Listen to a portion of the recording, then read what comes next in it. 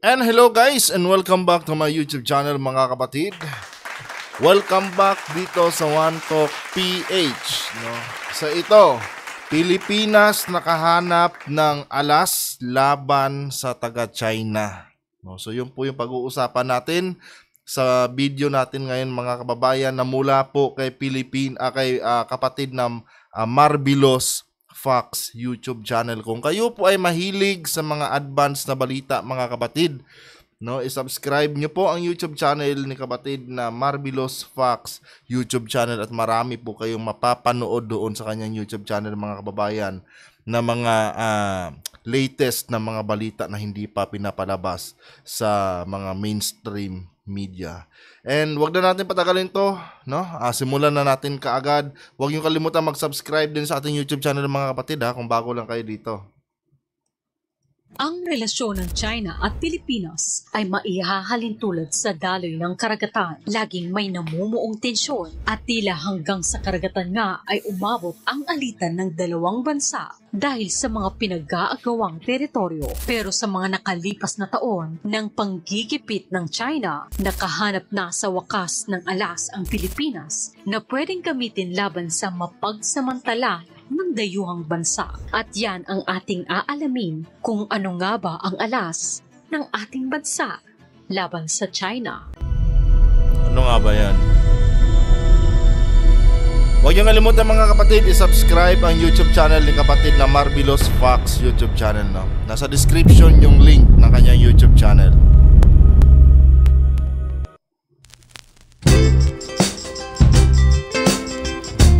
Sarap dyan, no? Ang alas na ito ay ang Enhanced Defense Cooperation Agreement ng Pilipinas sa Estados Unidos. Ano nga ba ang defense agreement na ito at gaano ito kahalaga para mapaigting ang seguridad ng Pilipinas laban sa China? Para mas maunawaan natin ang punot dulo ng gusot na ito, magpaliktanaw muna tayo sa pinagmulan ng gulo, ang China at Taiwan. Ano nga ba ang role ng Taiwan sa kasalukuyang tensyon na namumuo sa rehiyon ng Asya? Maituturing na ata ang Taiwan bilang isa sa pinakamahalagang bansa sa buong mundo dahil sa economical geopolitical position nito. Sa mga hindi nakakaalam, ang Taiwan lang naman ang leading semiconductor supplier at manufacturer sa buong mundo. At ito ay naging posible dahil sa Taiwan Semiconductor Manufacturing Company o TSMC. Ang kumpanyang ito ay gumagawa ng sandamakmak na microchips na kinakailangan sa halos lahat ng modern technology gadget na meron ngayon gaya ng smartphone, tablet, computers at maging sa mga sasakyan. Mahigit kumulang 54% market share sa buong mundo ang kontrolado ng TSMC at ang natitirang kalahati ay pinaghahatian ng mga pribadong kumpanya sa iba't ibang panig ng mundo. Bukod sa economic advantage, ang Taiwan din ang kasalukuyang may matinding alitan sa China, kaya naging mahalaga ang presensya nito sa geopolitical. Ang away sa pagitan ng China at Taiwan ay binubuo ng ilang dekadang tensyon at pagbabanta ng gera. Ang People's Republic of China o PRC ng China at Republic of China o ROC ng Taiwan ay dalawang gobyernong naglalaban para maging isa at tunay na political body ng China. Matagal nang gustong ibalik ng Communist Party ng China ang Taiwan sa ilalim ng kanilang kontrol simula ng paglakas ng Taiwan noong 1949 at naglungsad ng sarili nitong demokratikong pamahalaan. Ang tanging pumigil lang sa China na magsimula ng gera laban sa Taiwan at sakupin itong muli ay ang posibilidad ng pakikialam ng USA. Yun lang. Kung tutuusin, lugi ang Estados Unidos laban sa China dahil sa distansya ng dalawang bansa. Gusto man nilang pigilan ang China sa pagsakop sa Taiwan. Mahihirapan naman silang magpadala ng reinforcement dahil sa layo ng agwat sa pagitan ng mga bansa. Aabutin ng ilang araw o linggo bago maging stable ang military backup at malamang bago makarating ang Air Force of Navy reinforcement ay burado na sa mapa ang ilang lugar sa Taiwan. Pero hindi papayag ang United States na maging dehado laban sa China. Kaya gumawa sila ng paraan para mautakan ang China at ito ang tinatawag na first and second island chain. Dahil masyadong malayo ang US mula sa China, nagtayo na lang sila ng mga military bases sa kanilang mga allied countries na malapit sa Taiwan, ang Japan at South Korea. Sa pamamagitan nito, mas mapapadali ang reinforcement kung sakaling maisipan ng China na sumugod sa Taiwan. Handa naman Yun. dito ang Japan at South Korea dahil sa oras ng maangkin ng China ang Taiwan, mapupunta sa delikadong sitwasyon ang puwersang militar ng dalawang bansa dahil mas magiging malaya na ang China na angkinin ang ibang parte ng karagatan, lalo na dahil sila lang naman ang may pinakamalaking naval force sa buong mundo. Grabe, no? Masamang balita iyan sa Japan, lalo na umaasa sila sa importation ng resources. Kaya kapag naisipang i-block ng China ang trade route ng Japan, maaapektuhan nito hindi lang ang kanilang militar, pati na rin ang kanilang ekonomiya. Ngayon, saan naman papasok ang Pilipinas? Yun na.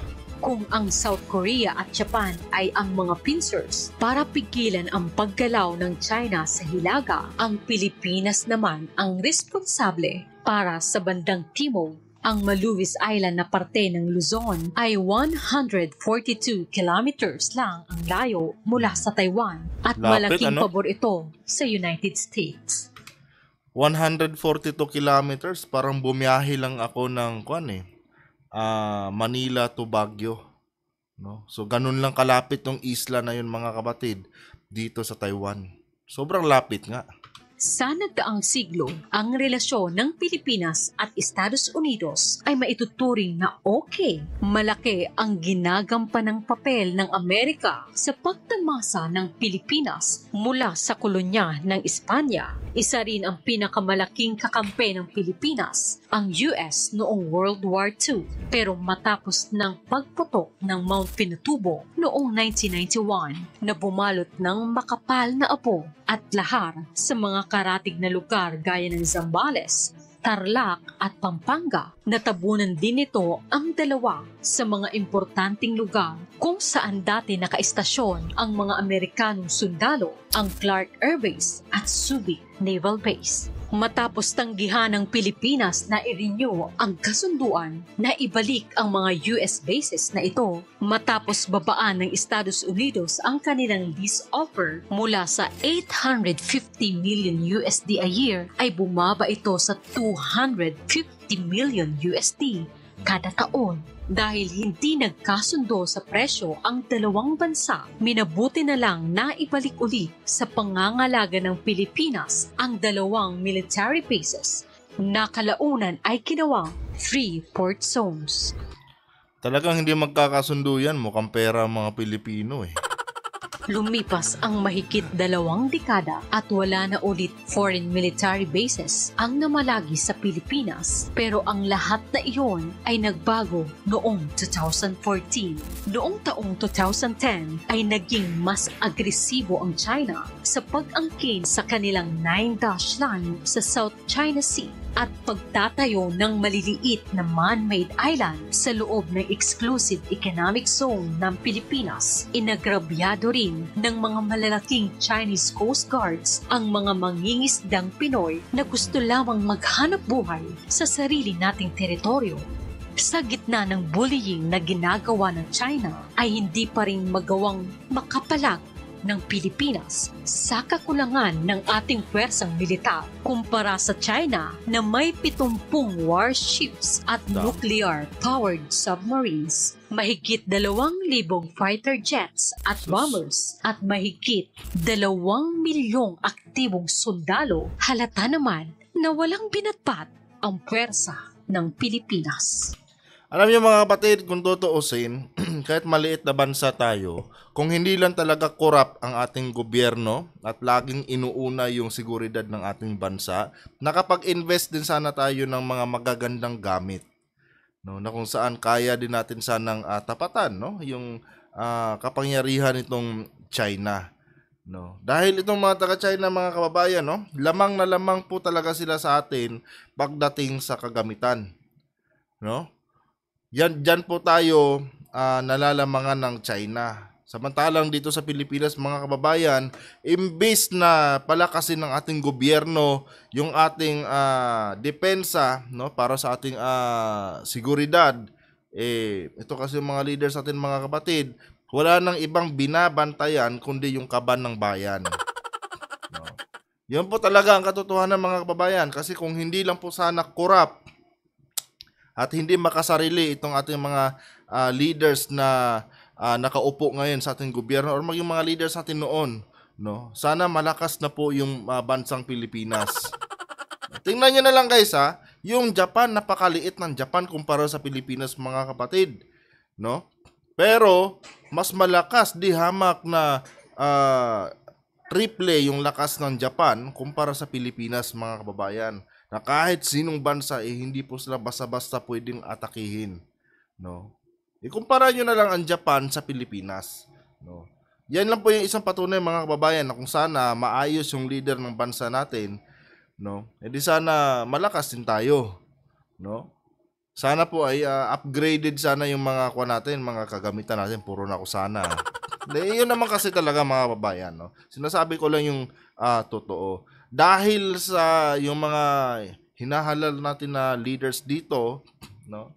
Yung kaban ng bayan ang binabantayan, kung paano nila maliligwak yung mga pondo ng bayan at mapunta sa kanilang mga bulsa, yun, ang resulta, walang na-invest na maayos na kagamitan ng ating bansa. No. Kawawang-kawawa po talaga ang Pilipinas, mga kapatid. Ngunit sa gitna ng panggigipit ng China, may isang paraan na naisip ang Pilipinas para makabangon. Ito ang pagbabalik ng alyansa sa Estados Unidos. Kaya naman noong 2014, ang Obama administration ng United States at Aquino administration ng Pilipinas ay bumuo ng panibagong military alliance sa anyo ng Enhanced Defense Cooperation Agreement.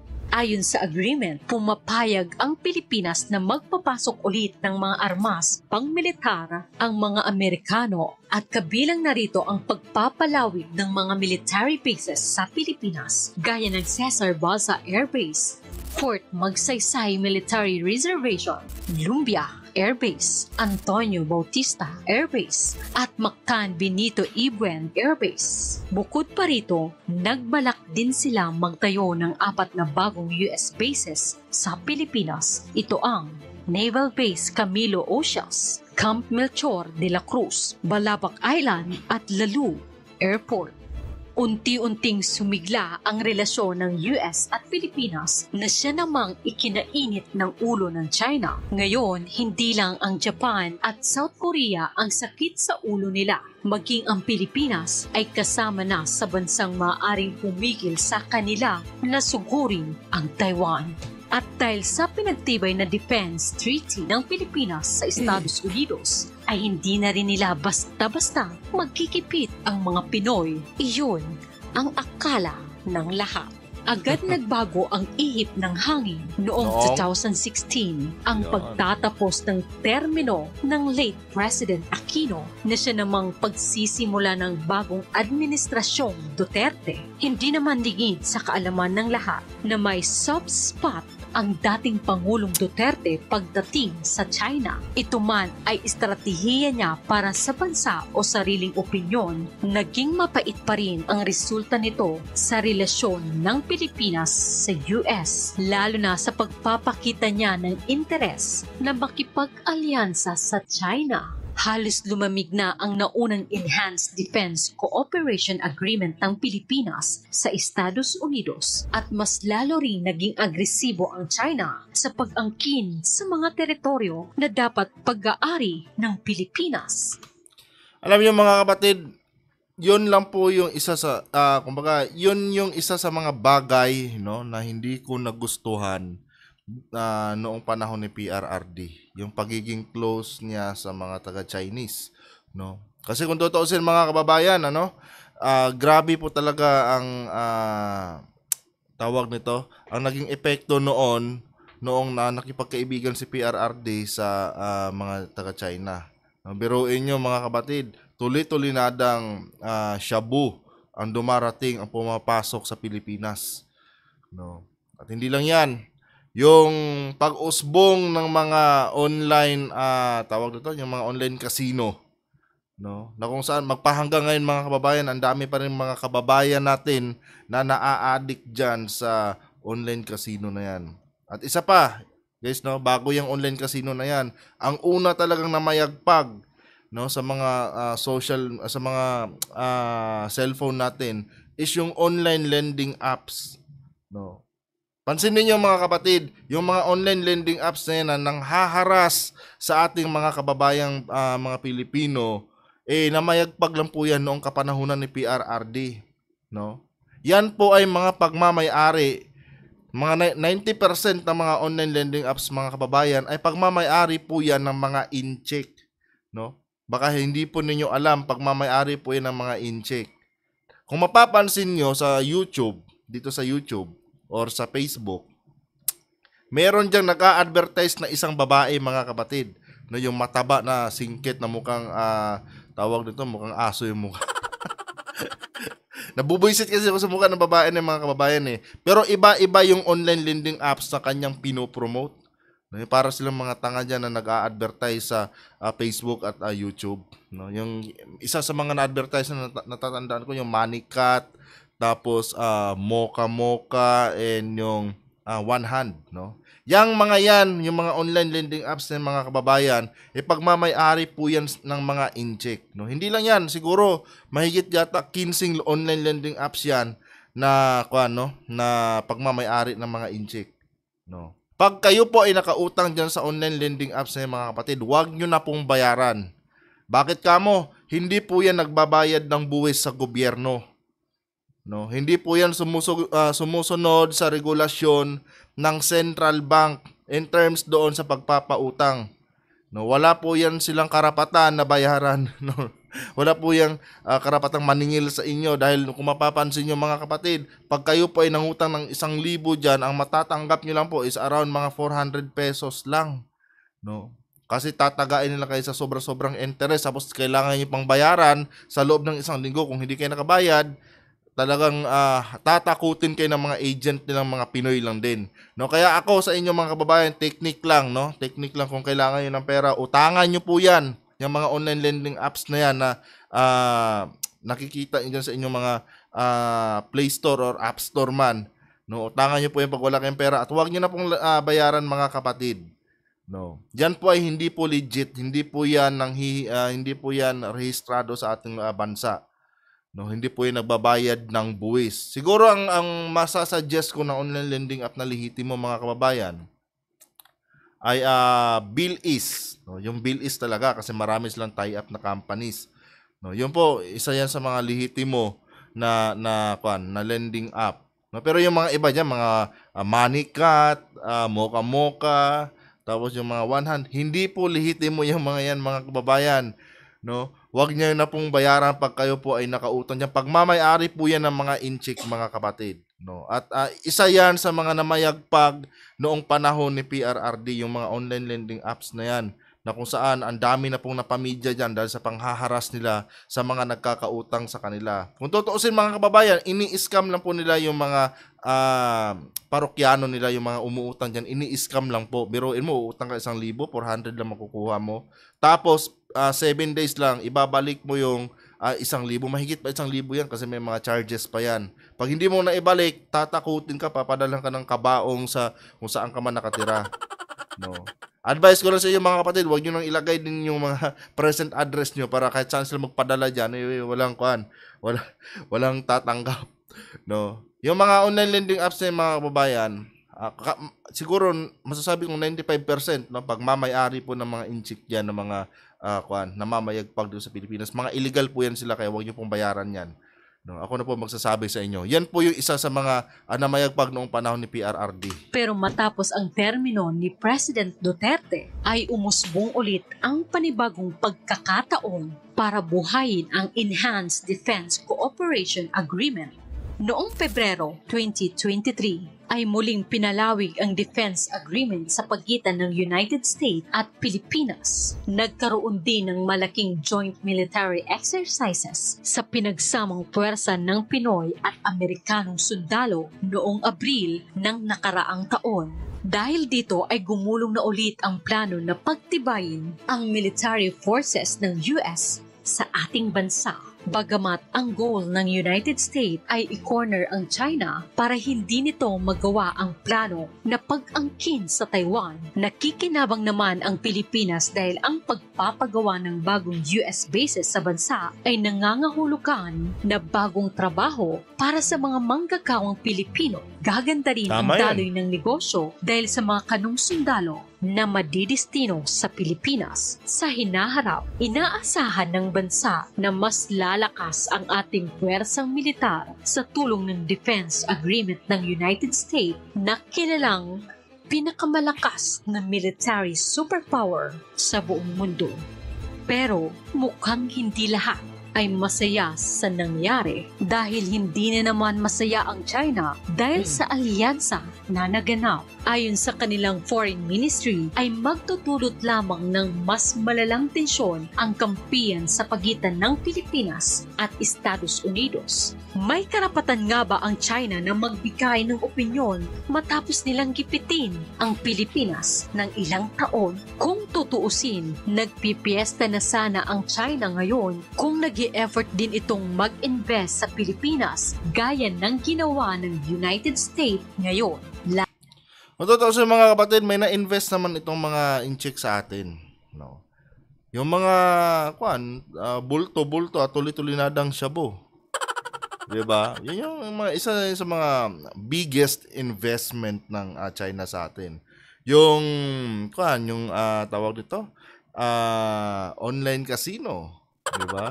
Kung saan, ang dami natin mga kababayang Pilipino ngayon ang nasisira, no? Yung kanilang mga pamilya dahil sa online casino na yan. Yung online lending apps. 'Di ba? Yung mga online lending apps na tawag nito, nananakot, no? Nananakot ng mga kababayan natin pag hindi nakabayad. Yung mga online lending apps na nang i-scam ng ating mga kababayan, mga kapatid, no? Yan po 'yun, isa 'yan sa mga investment ng China, 'di ba? Lahat 'yan perwisyo. 'Di ba? Yan yung pinakamagandang ginawa ng China sa Pilipinas. Lalo na dahil magaan naman ang loob ng dating administrasyon sa kanila noon. Pero imbes na alyansa ay sinalubong nila tayo ng paninindak. Sa huli, walang ibang pagpipilian ang Pilipinas kundi kumampi sa mas malakas na bansang handang tumulong sa atin, ang USA. Bagamat hindi ideal na umasa sa tulong ng iba, ito ang solusyon na nakikita ng kasalukuyang administrasyon, lalo na patuloy na tumataas ang tensyon sa rehiyon sa Asia. Patuloy na tumataas ang tensyon sa West Philippine Sea, mga kababayan. Patuloy din, no, na inaabangan at ninanakaw ng ating mga politiko ang pera ng yung pera na nasa kaban ng bayan. Ganon 'yun, 'di ba? Budget hearing dito, budget hearing doon, 'di ba?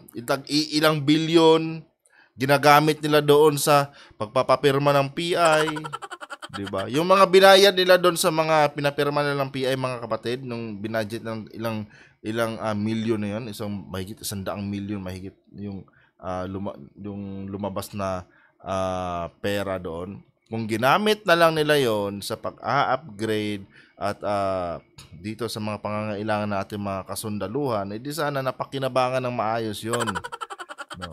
Ginawa nilang puhunan sa kanilang sa kanilang mga political career, eh. 'Di ba? 'Yun. 'Yun ang nangyari. 'Di ba? Walang plano, eh. Walang planong maayos itong mga leaders na nanunungkulan sa atin, eh. Sa kanila lang makapagnakaw ng pera sa gobyerno, no? Magkaroon ng malawak na impluwensya, no? Dinadaan lang tayo sa mga propaganda nila, no? Biruin mo, galing sa gobyerno yung ayuda, ilalagay nila mukha ni Martin Romualdez. 'Di ba? Oh. Yan na kasi naging kaugalian ng mga politiko eh. Paano hindi maging kaugalian yan kinukonsente din natin, no. Ito po kasi ang pinaka logic niyan mga kababayan, no. Marami kasing mahihirap sa bansang Pilipinas, no. Dito sa ating bansa, siguro masasabi natin mga nasa 80 or 85% mahihirap, no. Kaya sila naghirap dahil wala po silang utak, no. At yan po ang gusto ng mga politiko. Yung maghirap ang mga Pilipino. Kasi pag mahirap ang isang Pilipino mga kapatid, ibig sabihin nun bobo. No, walang utak. Kasi kung matalino ka, hindi ka sana naghihirap. Pero dahil bobo ka, wala kang utak, kaya ka naghihirap. At yan po ang hinahanap ng mga politiko. Kasi yan yung market ng kanilang mga propaganda, mga kababayan. No, para manatili sila dyan sa kapangyarihan. Real talk lang to ha, real talk lang to mga kapatid. Kasalukuyan, walang pagpipilian ang China kung hindi kumalma muna dahil lahat ng posibleng ruta nila para atakin ang Taiwan ay may balakid. Kasalukuyan na rin nating pinapalakas ang ating pwersang militar sa tulong ng Estados Unidos. Sabi nga ng isang sikat na Chinese general at strategist na si Sun Tzu, the way to win a war is to not go to war. Ang mga bansa ay kasalukuyang nasa stalemate ngayon. Pero kaya nga ba nitong pigilan ang posibilidad ng gera? Kung iisipin, hindi lang ang Pilipinas ang may malakas na kakampi. Ang China ay meron ding alyansa sa isa pang military Russia. superpower, ang Russia. Sa tingin nyo ba ay makakaisip ng paraan ang China para makawala sa trap na ginawa ng US at Pilipinas? At makakabuti nga ba ang pagkakaroon ng foreign military base sa ating bansa o magiging mitsa lang ito ng ating kapahamakan? Comment nyo lang sa ibaba. Maraming salamat. I-subscribe niyo po mga kapatid ang YouTube channel ni kapatid na Marvelous Fox YouTube channel. Kung gusto niyo po ng mga advance sa mga balita mga kababayan, marami po kayong mapapanood niyan sa kanyang YouTube channel. No. Sa tingin ko naman mga kababayan, no, kahit magkaalyado itong China at Russia, no, wala pong lakas ngayon ang Russia mga kapatid para magbigay ng kanilang suporta sa China dahil kakagaling lang din nila sa gera, no, dito sa Ukraine, or parang ongoing pa nga yata yung gera ngayon sa Ukraine eh. So pag ang isang bansa kasi mga kapatid ay nasa gera, no, lahat ng resources niyan nilalabas nila. No. So, technically speaking, itong Russia medyo drain pa yung mga resources niya ngayon. Baka sapat lang doon sa kanilang pagkikipaggera sa tawag dito sa Ukraine. No. Kaya siguro kung mag-uusap itong si Xi Jinping tapos itong si Vladimir Putin, sasabihin siguro ni Putin sa kanya, "Oy, Ping, kanya-kanya muna tayo kapatid." No? Medyo wala pang bala eh. Ubos-ubos pa yung bala ko eh. Bahala ka na muna dyan. Harapin mo na muna yung Amerika. Kaya mo na yan. Anyway guys, hanggang dito na lang yung vlog natin. No? Kung nagustuhan nyo po ang ating content, huwag kalimutang mag-subscribe at i-turn on ang notification bell para updated kayo lagi kung bago na kayo dito sa ating YouTube channel. And of course guys, no, Marvelous Fox YouTube channel, i-subscribe po natin yan. Nasa description yung link. Hanggang dito na lang. Adios.